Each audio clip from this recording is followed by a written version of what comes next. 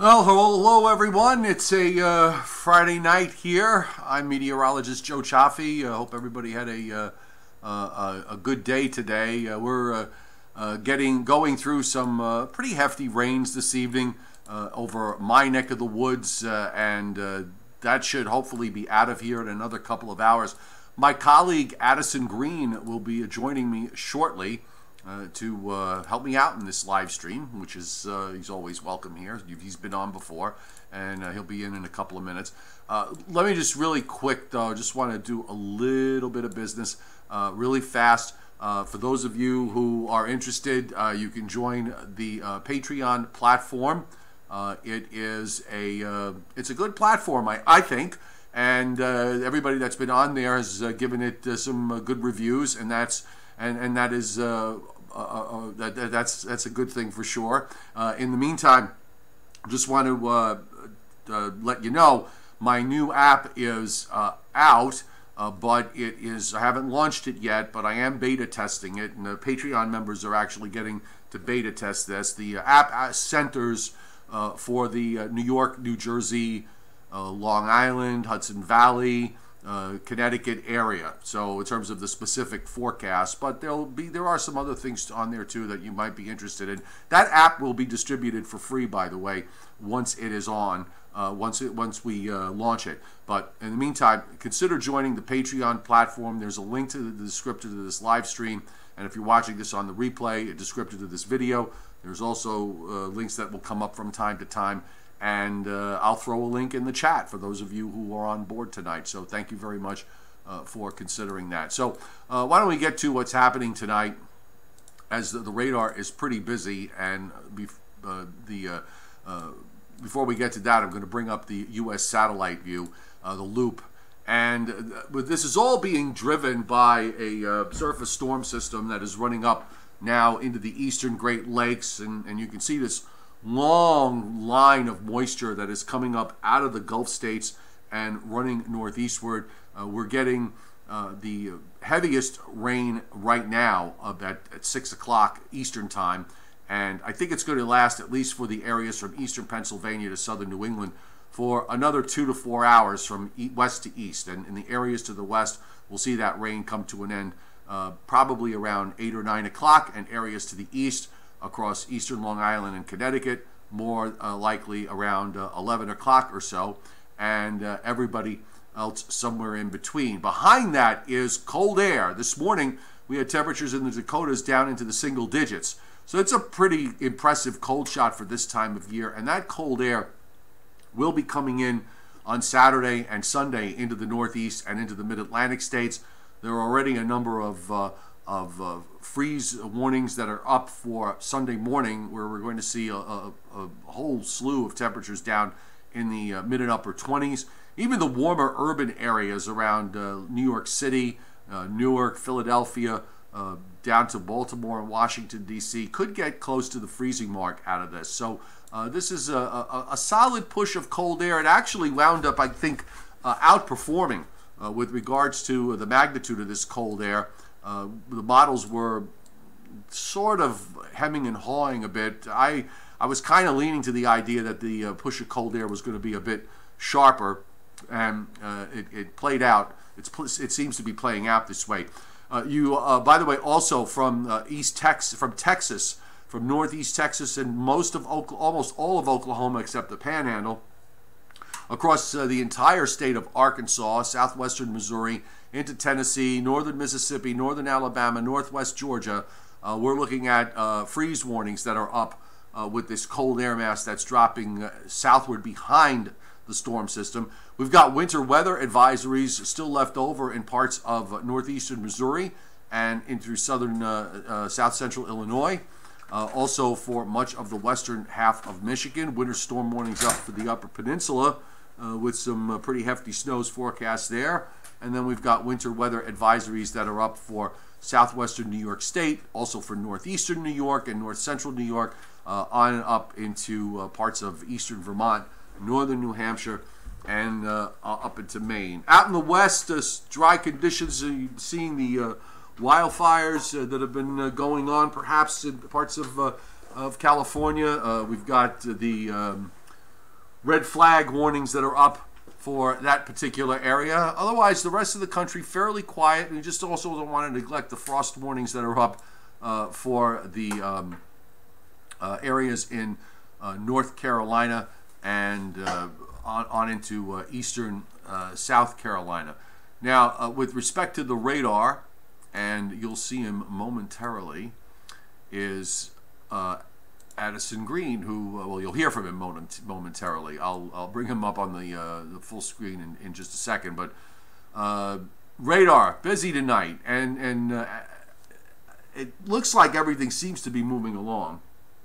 Yeah, so far we're looking at, hey, everybody out there across the land. We have some heavy rain pushing on in across eastern Pennsylvania, northern portions of New Jersey. And as you go further northward, you're dealing with that change of winter mix of snow. So, Joe, just very bad timing. I'm glad this isn't the holiday weekend that we have to deal with all this mess out there during the evening rush. You oh so wisely, wise man that you are, Addison's in a position when if you're not familiar with the New York area and the evening commute, particularly on a Friday, in many instances, if you leave at 4 o'clock or 5 o'clock or 6 o'clock or 7 o'clock, you still wind up getting home at 8 o'clock. Yep. So you wisely decided that it was probably better to hang on, and that was good because then you get to be on the show. Of course, this is the hottest ticket in town. Everyone wants to be on the Joe Show. Well, you're not in the shot. Well, you got to move the camera over. No. Can't hold the whole camera. Hey, everybody. There's our Addison Green. Okay, so we've got this. One of the things I like to do, Addison, I like to show this. The WPC Weather Prediction Center's 7-day rainfall map. They usually have a fairly good handle about on how what's going on in the longer term, and of course. You've got rain here. Now, some of this is from tonight, but some of this is also going to be from Tuesday, which is the next weather player. Mm-hmm. And that looks like it's going to be another round of rain and raw conditions, and probably some snows in the interior Northeast. And you can see where that rain's going to be also impacting the Gulf states with some significant amounts there, because this front that's coming through now stalls out across the Gulf states, and that fires up some 2 to 4 inch rainfalls. So we've got another loaded system coming up. And in between, I was saying how what we're dealing for this weekend with this shot of cold air that's coming in behind us, at least as the week has gone on, the magnitude of that cold air has gotten a bit stronger, with temperatures probably getting down into the upper 20s and low 30s just about everywhere Sunday morning. Yeah. From northern Virginia all the way on up into southern New England. There have been a few pockets that have still not seen their first frosts and freezes. Their first hard freeze. Mostly the warmer urban centers and some coastal areas. So we're going to take those out. Because I think we've had across the tri-state area our first. Right, you're frost. Talking about when he says, because just to be clear, because there's several tri-state areas. So New York City, we're talking. Eastern Pennsylvania to southern New England and everybody in between. New York City, Philadelphia, Hartford. So anyway, go on. You were saying. No, I was just saying, some areas already have experienced that across the Northeast, their first frost and freeze maybe a couple of weeks ago. But now we're dealing with this potential kind of almost a hard freeze, so to speak, where if there was anything remotely having a chance for still doing some growth out there, it's not going to be doing anything at all come Wednesday, when this big rush of Arctic air surges on in behind the next storm system in this very much active pattern that's coming out for Tuesday. So that's why looking at the 7-day precip outlook, potentially, you do have that big long stretch coming on in from the Gulf. And you get all that moisture siphoned up this way, and behind it, Arctic air rushes on in. Well, here's for Saturday morning. Mm-hmm. The coldest air is not going to come in. Actually, going to come in during the day tomorrow, so that's going to keep temperatures from going anywhere. And then Sunday morning, we're seeing you've got freezing temperatures all the way down into northern Georgia, northern Alabama, Mississippi. Mm-hmm. So it's a pretty extensive area of cold air that's pushing down. Monday, you get a little bit of moderation in that. The next cold air mass, and if you watch the what's going on in the Dakotas here, Monday night and Tuesday, you've got single digits. So that air mass comes into the east. The only thing I have noticed, at least on today's run, is that it's pulled it back a little bit in terms of the cold air, and I think that has to do with the trough, the upper trough, which we're going to take a look at. Yeah, the trough looking to be more tilted towards the central and southern plains than it was towards the south and southeast. But yeah, look at that big time cold air coming on down. And for those of you that are from or have lived or traveled into the northern plains, I lived there for a few years, and once that Arctic air rushes on in, you go straight from summer to winter, and that's it. Winter is there. Your fall season is very short, maybe like a couple weeks at best, 2 or 3, and once it gets frigid, it really does stay blustery cold out there. So, and Joe, we're getting a taste of that action on our way. Here, let's set up the next weather system. Obviously, here's what we're going through tonight with this big upper trough swinging through the Great Lakes. So we get this shot of cold air, and then the next arm, the next trough comes down. This has changed on the models over the course of the last 4 or 5 days, because it has had a stronger, some of the the GFS has been wanting to have a stronger northern stream and kind of carry the whole trough eastward, whereas the European was leaving more of a shortwave. That southern stream shortwave kind of gets left behind. The GFS has kind of gone a little bit in that direction. Yeah. The European has come a little bit in the other direction. It seems like they're compromising on all of this, but that's not a half. I've seen more impressive troughs, but I've also seen them be less impressive. And to usher in this cold air, we're going to get a low that's going to develop out of the Gulf states and come up the coast. And or try to come up the coast anyway. No, I totally agree, because we've been seeing these troughs go back and forth, looking at the various models, GFS, the European. We got a taste of the NAM for this weekend ahead recently. But, Joe, for some areas, they're really getting the chance for getting this early dose of winter weather, so to speak. Look right here. I mean, this shot for the weekend, you had 510. When you see a thickness value like this, 510. That's very cold air for not even the middle part of November. Those are for New York City in the wintertime with that kind of cold air. You're talking about temperatures running 15 to more degrees below average. You're looking at highs in the 20s and lows in the teens. I'm curious, Joe, just to pause in that thought. Do you remember the lowest pressure you've seen, lowest thickness, I should say, you've seen coming through the month of November? Like in November? Yeah. Well, you know what? The 516 value for us, for here, maybe a 516, 510, but probably more toward the end of the month. Yeah. And it would be like a quick shot, not something that hangs around for a while. And that's this time of year, that's what you have to expect. These shots that come through are relatively quick. And we've got a pattern where everything is moving along. So there's not a whole lot of staying power with these shots of cold air. And that impacts precip type for Monday night, Tuesday.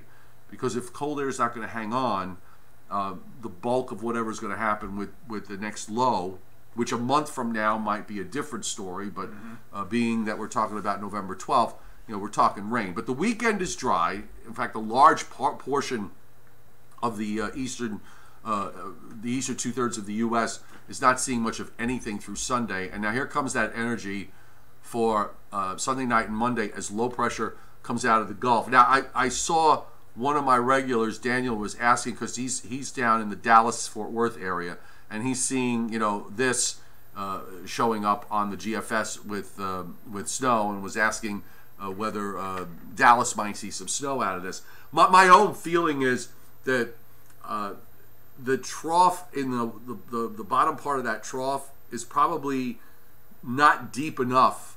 You do have a lot of cold air that's coming down, again, relative to the time of year, but it's probably not deep enough or cold enough.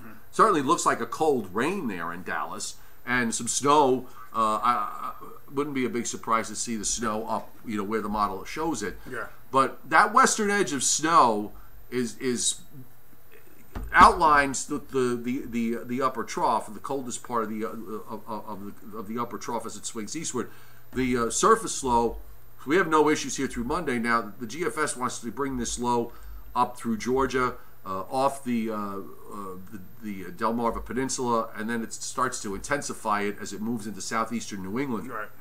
I'm glad we're not dealing with any trough tilting negatively, because otherwise, no.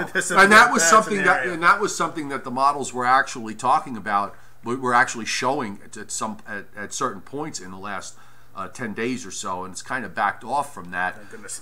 Yeah, but on the other hand, it would appear that on the northwestern fringe of all of this, in parts of Tennessee, Kentucky, eastern Ohio, northwest PA, western New York, there probably will be some a back edge snow band there. Yeah. And ahead of the low in upstate New York and New England, you might see some snow at the start, or maybe some elevation driven snows during Tuesday. But the low does move along, and that's key here. It just gets out of the way, and here comes that cold shot for the middle part of next week. If that low travels right up the Appalachian Mountains, we can have be in the warm sector across the New York City tri-state area, and kind of like you said, have the mountains influencing in terms of elevation snow.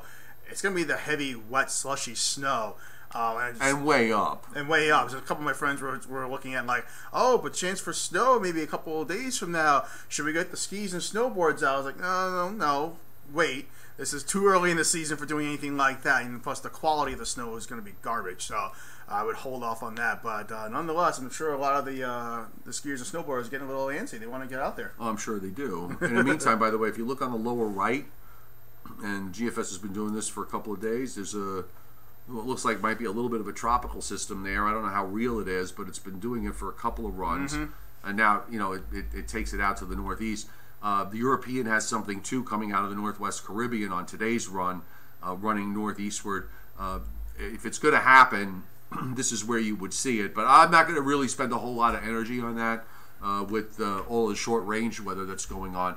And, by the way, once this gets out of the way, so, you get that cold shot, looks like there'll be another short wave with some kind of cold front and a shot of colder air at the end of next week into the east, into the northeast, down into the mid-Atlantic states. But it's not like what we're seeing now and what we're going to see for early next week, with high pressure plunging down into the plains and that cold air going all the way down into the Gulf states. This sort of hangs back. And after that, I don't know if you looked at the long range. I kind of thought that we've been in this pattern for 4 weeks, so I'm thinking we might catch a bit of a break here, maybe beginning next weekend. And in fact, when we look at this on the upper air, so here's your trough for right now. Here comes the next one for Tuesday. You can see that the bottom part of that trough does kind of get sheared off. And then that lifts out. You get another short wave that goes into eastern Canada Friday, so you get some colder air into the northeast. And then after that, we get into a bit of a ridge position, which would not be a big surprise. We've been in this pattern for 4 weeks. Yeah. A little bit of a break is in store. And we're going to be coming a little milder, hopefully, around that time frame. We're talking about the 18th through the 22nd, perhaps, as the ridge builds on in, high pressure builds on in. Temperatures should be rising towards seasonable levels, which this time of the year, for instance, might even get a little bit above going into Thanksgiving. New York City tri-state area, you're talking around 52, 53 degrees or so, and around Thanksgiving, probably like around the New York City tri-state area. Okay, so now trough in the west. See what happens. So we'll just see what adventure the GFS takes us on. Sure. Let's keep going down the rabbit hole. Yeah, exactly. So, I mean, you got, it's, I was thinking, looking at things overall, probably a bit of a transitional period going into the last week to 10 days of the month. And then as we head into December, and who knows where we're going to wind up with the pattern by then. Looks like things are just kind of, chess pieces moving around. You got just back after Thanksgiving. Yeah, a lot of the Jets still pretty far to the south though. Yeah, the Jets is not looking to influence too much yet. But as it starts to push northward, then we'll start to deal with that issue. This is Thanksgiving afternoon. Well, let's see what it does on the surface. Yeah, on the surface. Let's go back. We'll go back to this. So there's Thanksgiving afternoon, and well, I'm working that day. I'm working evening. So like, we'll be open in here knee deep. So onshore flowish. So there's the big travel day right there, yeah. Wednesday before Thanksgiving, and yeah, here it comes. We're way out now at day 12, so let's use this with a huge grain of salt. I know, people are going to start, what about my travel plans? What about this, what about that? No, just, I mean, it looks just an idea. It looks like kind of transitional as we get toward the latter part of the month, but overall, I'm I know a few people there's been, the chatter was for, Tuesday with this next weather system. You know what? That's actually a good thing for me to show up because I have the Teleconnections, and I think they show, what's happening next week. You've got the PNA, the Pacific North America Index, going into Monday and Tuesday. It really spikes up. So that's the ridge building in the west, and then you have the EPO going from negative to neutral. You've got the NAO going from slightly positive to neutral. All of that happening around the same time frame. So I guess that's all being reflected by the low that's going to be moving up along the immediate East Coast. It's not a setup. When you look at everything, it isn't really a setup right now for snow for areas other than in the interior and in elevated areas, in my opinion. Yeah, at least in the Northeast. Yeah, absolutely. Okay. Because what you saw in the Ohio Valley, that at least they're tapping into that really, really cold Arctic air. The EPO does go negative later in the period, so that would at least suggest to me that any warm-up might be tempered a bit. And the trough in the west by that negative Pacific North America Index around the 18th, 19th, but then that spikes up right to Thanksgiving Day back to neutral. So usually when you see the spikes to go from deeply negative to neutral or from strongly positive to neutral, something is happening someplace. So that could be, perhaps that's why the models has that weather system probably coming in and around Thanksgiving Day. But a lot of puzzling things on the long range. I think that's probably a good way to describe it, in my never-to-be humble opinion. Well, I mean, I totally agree with you that, like, you're looking that far out. We're going through the transitional period typically get this time of the year. So, some systems can dive on down, start to cause some issues in a few areas. But, looking at the long-range pattern, do you see any big changes coming on and, like, breaking away from what we have going on now? We've been in this pattern for 4 weeks with these cold shots coming down. The break, I think, is not unexpected, and you would certainly anticipate a break in any pattern because they have a limited amount of staying power. It's unusual to see a pattern hold on for more than 4 to 6 weeks. Right. Not that it hasn't happened. So the break is coming at a time when you would think to see it. Now the question is, after that, we'll be getting into December, so this is usually when you start to see the pattern try to kind of find its way and lock into something. What it's going to lock into remains anybody's guess. Hopefully not dealing with a ridge in the west and a trough in the east, and we get those storm systems that dive on down to the Gulf, swing up the eastern seaboard. I got all that cold air to work with, and then bam, we're back into last March where Nor'easter Fest, one after the other after the other. Yeah, Seth Dominus 777. It's funny you should mention that natural gas spiking sharply higher this week. I've been watching that all week long. I don't know where it closed today, the 360s maybe, the $3.60, but that has had quite a rally, and maybe some of that is being weather driven. From this is usually a time of year where all the long range forecasts start coming out. But yeah, there's been a very interesting move in natural gas prices over the last 3 weeks or so. I wouldn't be surprised this time of the year with oil heating becoming more of a demand more across the country. Well, oil's a different story though, because there's a ton of oil supply. I know we're kind of sort of venturing a little bit out of the element here, but actually it brings up a point that I've made with regards to long range forecasting, in that if you're an oil trader, if you're a nat gas trader, if you're a farmer, if you're anyone who has to know what the weather is going to be like because you need to hedge your positions one way or another, that I could understand wanting to have at least some feel for what the longer range weather is going to be. But for the rest of us, we just have to kind of sit around and just wait and see how it plays out. That's kind of how I like to look at it. Just stay inside the 10-day to 2-week time frame. Stay on in. Why not? You know what? We're going to try and get you home. Home would be good. That would be a good thing. And it's coming up on 6:30. You got any parting thoughts on all of this? Yeah, just looking forward in through this month and looking forward into what we can be anticipating coming up, at least across the East Coast. I'm definitely a fan. I'm sure a lot of those autumnal fans can also understand of the cool, crisp air. Finally get a chance to take the ACs out of the windows. Definitely get a chance to enjoy some nice fall features, and I wouldn't mind keeping this weather around a lot longer. I know we are supposed to go to you, Joseph Stamos, to be able to keep us into that good spirit of the nice autumn weather. So I hope everybody keeps coming in. By the way, Daniel Valenciano is, he was asking about the Dallas question, so he asked me to take a look at the new NAM from late this afternoon, which we have. So let's see what well, I mean, it gets it close to you. Look, if that cold air push, if that high and that cold air and that trough is a little stronger, the southern part of that trough is a little bit stronger and more stretched out, where the cold air from the plains can bleed all the way down, then maybe you could wind up with some wet snow in the mix. Certainly the NAM is giving you that idea.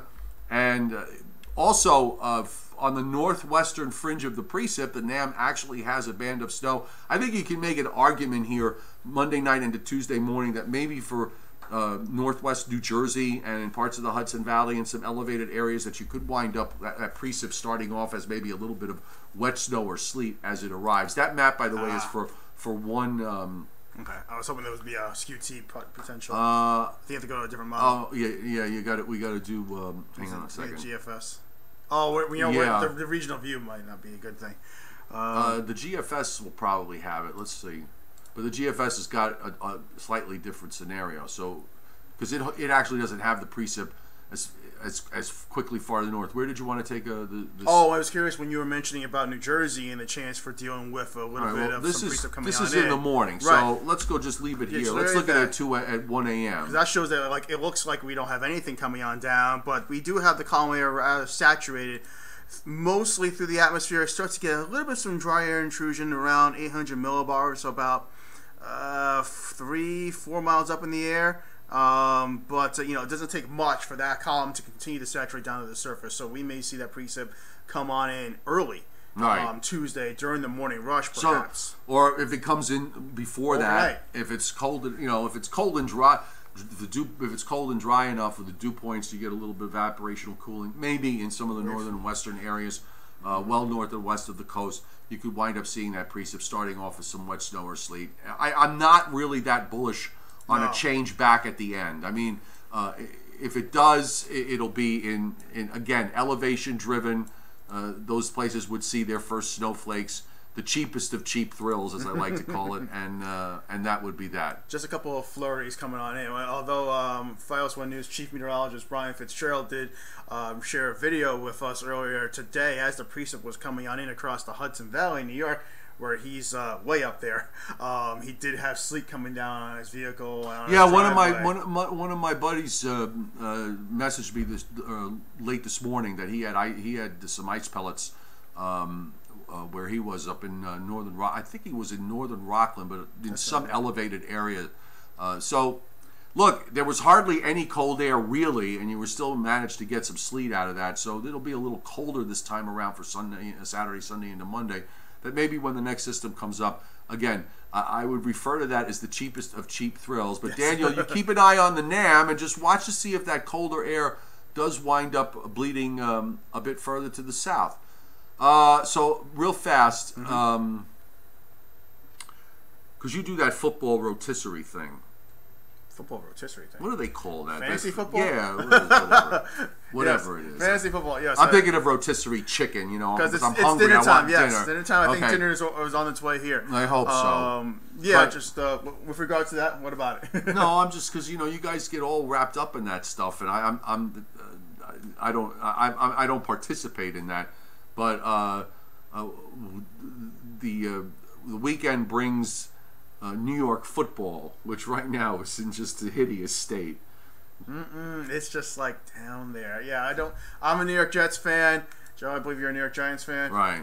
Both teams have nothing to be smiling about except for the end of the season, perhaps. Yeah. I gave up hope after the after the first game. So and that's it. They lose me, then I really don't pay much attention to it.